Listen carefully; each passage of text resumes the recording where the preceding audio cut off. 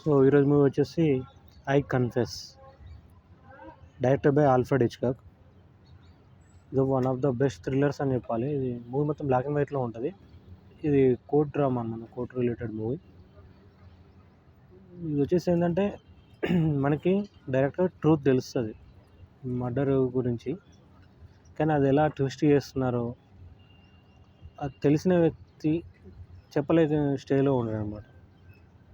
అంత information murder ఎలా జరిగిందో అంత తెలిసినా కానీ తన ఆ విషయం బయటకు చెప్పే ఛాన్స్ ఉండదు. సో అలాంటి సందర్భంలో అతన్నే క్రైమ్లో ఇన్వాల్వ్ చేస్తే, అతనే క్రైమ్ చేశాడని చెప్పినప్పుడు ఇంకా తను ఆన్సర్ చెప్పలేని స్టేజ్లో ఉండి ఇప్పుడు అతను ఎలా క్రైమ్ నుంచి బయటకు వస్తాడనేది ఈ మూవీ అనమాట. ఫర్ ఎగ్జాంపుల్ చర్చ్లో ప్రీస్ట్కి, చర్చ్ ఫాదర్కి మర్డర్ ఎలా జరిగింది అనేది అందరూ వచ్చి కన్ఫెస్ చేస్తుంటారు, ఇలా ఇలా ఇలా అని. ఈ విషయం తనకు తెలుస్తుంది, బట్ తను ఆ విషయాన్ని చెప్పలేని స్టేజ్లో ఉండడం వల్ల బయటకు చెప్పకూడదు కాబట్టి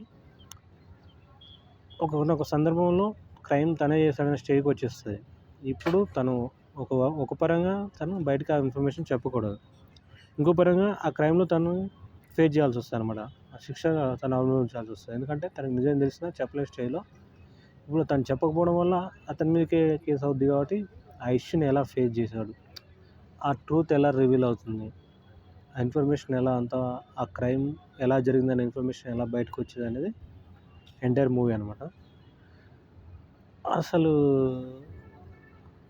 మనం మూవీ స్టార్ట్ అయిన కొద్దీ మనకి ఆ ప్లేస్లో చూస్తున్న కొద్దీ మనకి అతను ఎలా బయటపడతాడనేది నాకు తెలిసి ఈ మూవీ నుంచి స్టార్ట్ అయింది అనిపిస్తుంది. ఎందుకంటే ఒక వ్యక్తిని ఎలాగైనా ఆ క్రైమ్ నుంచి తప్పించాలనే ఉద్దేశం చాలా సినిమాల్లో మనం చూస్తున్నాం. అదొకటి ఈ మూవీ స్టార్టింగ్ స్టేజ్ అనిపిస్తుంది. అంటే ఇలాంటి సినిమాలు దానికి ముందు ఉన్నాయో తెలియదు, కానీ ఈ మూవీ అలాంటి గ్రిప్పింగ్ మూవీ, చాలా చాలా engaging movie. One of the best movies అని చెప్పాలి ఆల్ఫ్రెడ్ హిచ్కాక్ మూవీస్లో. సినిమా అంతా మనం వెయిట్ చేస్తుంటాం, అది మెయిన్. ఇంత జనరల్గా క్రైమ్ ఎవరు చేస్తారనేది వేరే సినిమాల్లో ఉంటుంది కదా, అలా వెయిట్ చేస్తాం. ఇది వచ్చేసి క్రైమ్ ఏం జరిగిందో తెలిసి వెయిట్ చేస్తూ ఉంటాం, ఇప్పుడు ఎలా రివ్యూల్ అవుతుంది.